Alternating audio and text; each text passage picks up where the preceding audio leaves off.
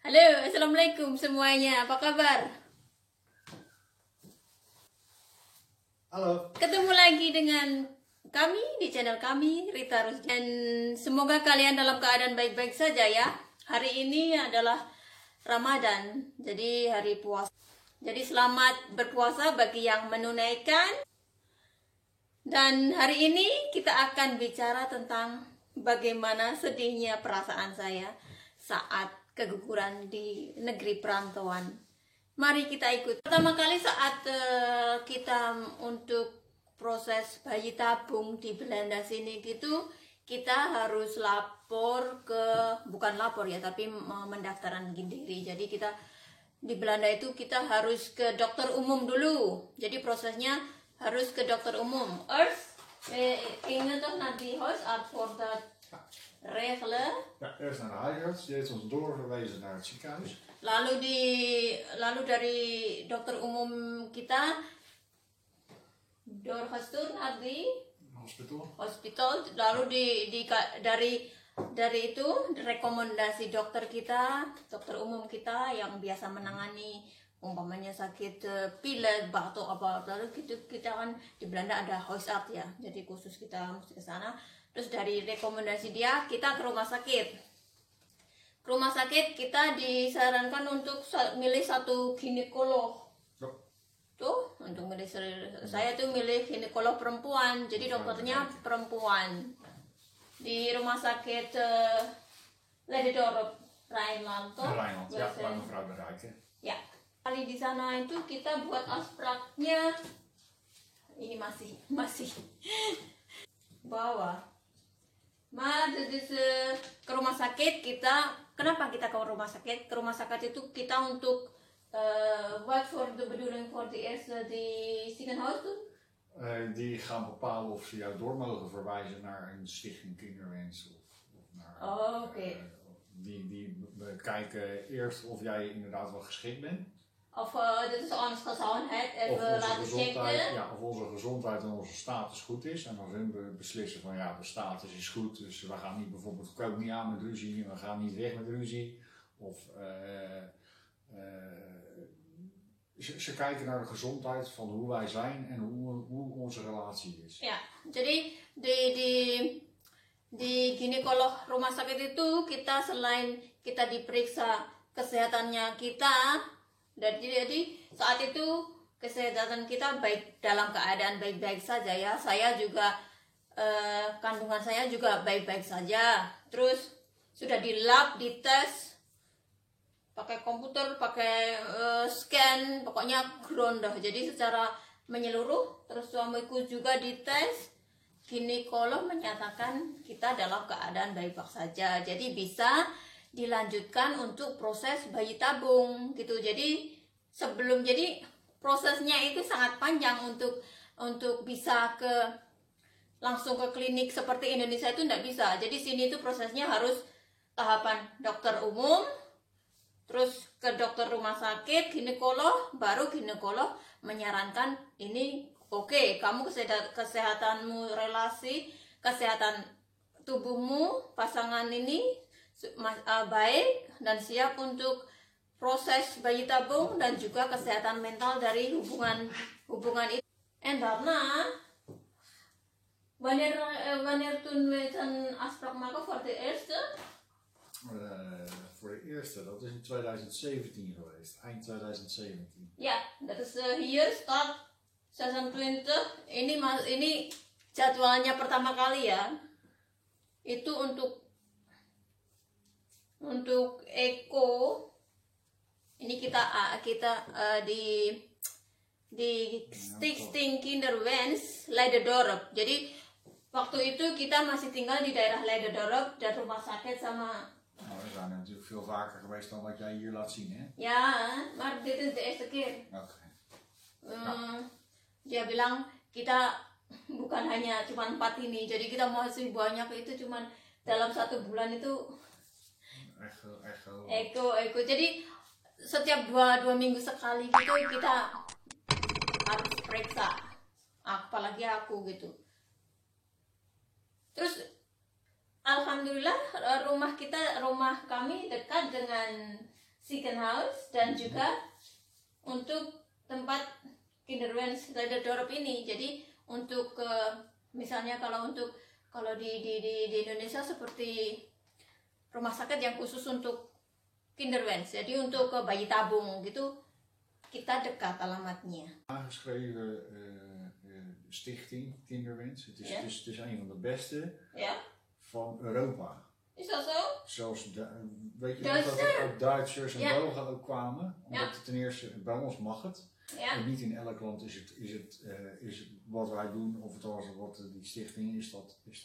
Voor diezelfde koppel bedoel je?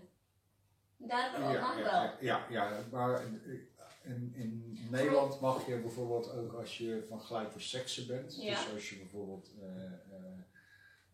2 mannen of 2 vrouwen. Ja, lesbisch of lesbisch, in dit geval meestal 9 van de 10 lesbisch op inderdaad. Jadi itu lewat sperma donor. Di sini boleh.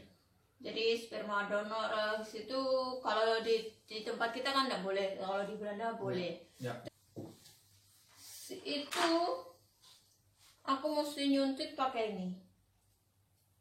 Mungkin kalian teman-teman yang pengalaman bayi tabung mungkin tahu ini tuh untuk apa gitu tahu. Jadi ini hormon untuk kehamilan. Jadi je kan ook omdat het dus toch gaat het niet meer gebruiken. Jadi ini kita gunakan setiap hari. Elke dag toch we zijn gespoten, terus ditaruh situ. Ditaruh ini jarumnya ya. Jadi jarumnya itu cuma 1 kali pakai. Dan jarumnya segitu besar. Jadi itu harus disuntikkan di bawah perut. Di bawah perut salah. Di bawah udel. Udel itu apa sih bahasa Indonesia-nya? Niet in de udel. Nih di bawah, under. Ya. Di bawah itu. Apa sih udel bahasa Indonesia-nya lupa. Udel, maksudnya. Ya, udel. Terus setiap kali waktu ngeprik itu yang nyuntik suamiku, niet fijn toen je hebt mij. Maar het is niet fijn om te doen. Waarom? Daarom. Het is gewoon niet fijn om te doen. Dan kan setiap sore tau itu nyuntiknya. Jadi 2 jam setelah makan malam gitu. Itu dari bulan 11 Oktober tahun 2017, jadi kita hampir setahun melakukan ini. Ini proses ini baru awal ya. Jadi di Belanda itu ada tarapan-tarapan, ya tetes hormon. Ya. Jadi kita itu proses IUI, bukan IVF. Kita itu proses IUI. Jadi di Belanda itu pertama kali harus proses IUI. Kalau proses IUI tidak berhasil, baru kita diajukan ke proses IVF. Apa toh IUI itu? IUI itu proses hormon yang bayi di dalam perut. Jadi kalau IVF kan sperma sama sel telur itu disatukan di dalam cawan gitu. Jadi di laborat. Kalau IUI gitu sperma disuntikkan ke saya gitu. Jadi prosesnya seperti itu. Jadi prosesnya lain. Telat menstruasi. Jadi aku senang sekali karena udah berhasil dah. Jadi 7 minggu. 7 week of 8 weken toen ben ik zwanger geweest. Ja, ruim 7 weken. Wat heb je gedaan? Een paar druppeltjes, maar ya, casting. Itu karena masih ada sedikit, suamiku nggak sengaja neken, jadi baunya kemana-mana, makanya itu sangat casting. Tapi waktu itu kita sudah hamil, aku sudah hamil, sudah telat bulan kelima, bukan 5 bulan tapi 7 of 8 weken. Dus ruim 7 weken. Jadi itu di bulan kelima aku telat itu 7 minggu. Jadi aku kan senang sekali. Ik ben zo blij toen ik weet dat het even... Ja, ik bedoel, dat is voor ons allemaal was het blij. Maar ja, het pakt er toch anders uit. Ja. Dus je hebt toch hoop, maar... Ya, karena aku perasaanku senang banget, gembira. Jadi, ini yang ku nanti-nanti, ini yang kita nanti-nanti. Ya, itu nanti moga-moga berhasil 7 minggu. Tapi di minggu ke-8 aku kena pendarahan. Hari Senin. Terus aku ngebel ke huisartku, ke ginekolognya untuk afspraak buat besok. Jadi maandag toen dat gebeurt, toen had ik verloren. Ja, dat is op een maandag geweest. Ja, je bent toen nog in werk. Een van de eerste werkdagen was dat volgens mij voor mij, of niet? Ja, een paar dagen. Toen werkte ik net een week bij de technische Ja. invoer. Terus tidak menentu ya, terkadang nangis sendiri, terus terkadang senang, tapi saat aku merasa hamil, gitu aku perasaanku senang banget. Jadi tapi hari Senin kubel itu aku merasa down.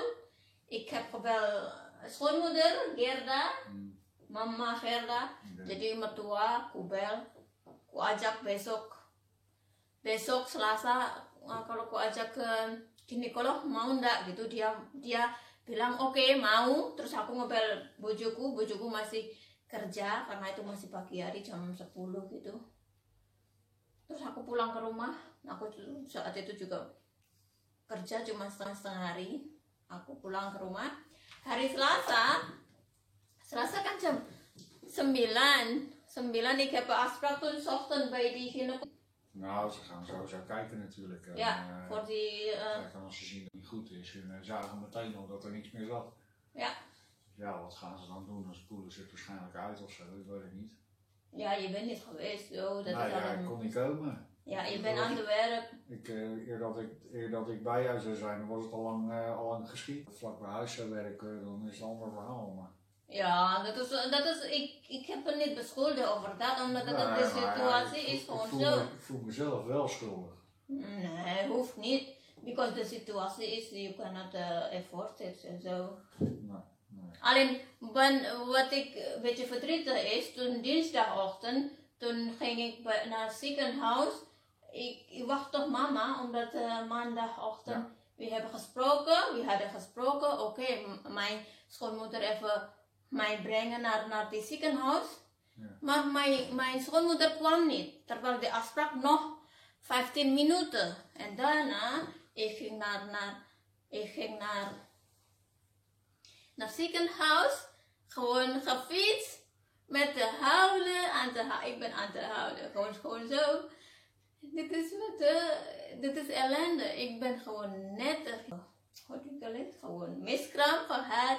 Ik vroeg mijn schoonmoeder, ik ken alleen haar, mijn man nog werken, maar toch, ze is gewoon niet kwam. Zo, gelukkig dat is zo dichtbij. Alleen 2 kilometer of zo laatste keer. Ja, dat was dichtbij eigenlijk. Ja, gelukkig dat is dichtbij. Ik kan wel fietsen. Ja, maar mijn moeder is iemand die liever stipt op tijd komt dan 5 minuten te vroeg. Ja. Dat is de mentaliteit van Nederlanders. Ja, denk het wel. We komen liever stip op tijd dan dat we een half uur te vroeg zijn of een half uur te laat. En daarna, toen ik was daar, ik ben nog aan te houden in de wachtkamer. En daarna gewoon even geroepen, die huisarts. Niet de huisarts, die gynaecoloog bedoel ik. Ja. En dan toevallig, dat is een ander gynaecoloog, omdat ons gynaecoloog is gewoon op vakantie gingen. En dat is gewoon zo. En... Mevrouw de Rijker was dat? Nee. Die onze gynaecoloog was niet. Oké, nee, ja, ik weet het al, ja. Dit is zo ander, toen in de ziekenhuis is een ander dokter. Ja. En gewoon meteen kuretatie. Itu langsung dikuret. Jadi saat itu di rumah sakit itu langsung dikuret. rasanya juga sedih karena kehilangan. Pokoknya setelah saya suntik hormon ini, perasaan saya itu tidak menentu. Terkadang saya marah, terkadang saya seneng, terus terkadang perasaanku upside down. Jadi seperti roller coaster. Kadang nangis, tun parwe ke 6 gewoon verloren. Ik was helemaal gewoon. And setelah itu kita lanjut lagi sampai setahun. Jadi di bulan kelima kita itu hamil 7 minggu. Terus kita lanjut lagi sampai sebulan. Belum ada hasil.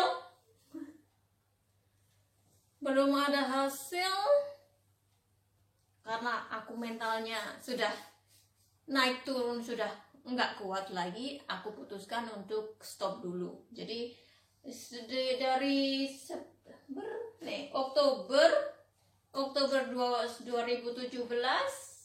sampai de laatste, bijna een jaar we hebben gedaan toch? Ja, we zijn bijna een jaar bezig geweest. Ja, jadi setahun kita sibuk itu untuk proses itu belum berhasil. Emosi saya sudah naik turun, tidak stabil, makanya saya stop dulu. En toen was het geld op. Ja, voor jou. Dat is ook niet geld op, alleen. Ja, maar goedkoop was het niet. Het Nee. was niet goedkoop. We krijgen toch alleen voor die ziekenhuis alleen 5, ongeveer 600 toen. Ja, we hebben zelf zoiets van 600 of 6,500 zelf moeten betalen. De rest gaat via de verzekering die weer. Jadi ini kita karena umurku masih belum 42 ya. Karena di Belanda sini peraturan bagi perempuan itu, bagi wanita yang proses bayi tabungnya bisa di cover oleh kesehatan, asuransi kesehatan itu sampai umur 42. Jadi kita stop dulu, terus nanti paling setelah aku emosiku stabil dan aku sudah siap gitu, aku lagi. Karena sudah EUI gitu kita tidak berhasil. Jadi teman-teman, itulah kisah sedihku di perantauan untuk proses bayi tabung. Gimana dengan cerita kalian yang ada juga teman-teman yang proses bayi tabung? Ceritakan di bawah ya. Saya ingin juga tahu pengalaman kalian masing-masing. Karena itu juga membantu untuk saya agar lebih nanti untuk mungkin yang ke proses kedua kali memberi semangat lagi. Oke teman-teman, begitu dulu kisah kami, video kami. Semoga bermanfaat. Dan jangan lupa tekan tombol dan juga subscribe, karena agar kalian tidak ketinggalan info-info yang ada di sini. Oke, terima kasih. Assalamualaikum. Assalamualaikum. Bye-bye. Subscribe down below. Thank you. Bye. Bye-bye. Bye-bye.